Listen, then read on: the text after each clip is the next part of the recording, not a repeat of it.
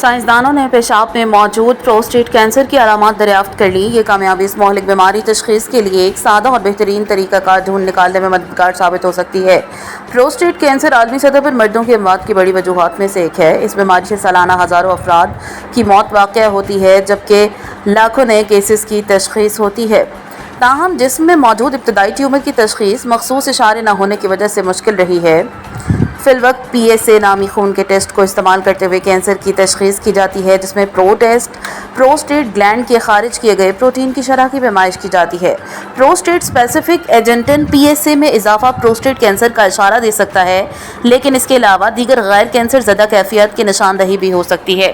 اب محققین نے پیشاب میں ایسی درست علامات کی نشاندہی کی ہے جو انتہائی درستگی کے ساتھ پروسٹیٹ کینسر کے ہونے اور اس کی شدت کی تشخیص کر سکتی ہیں۔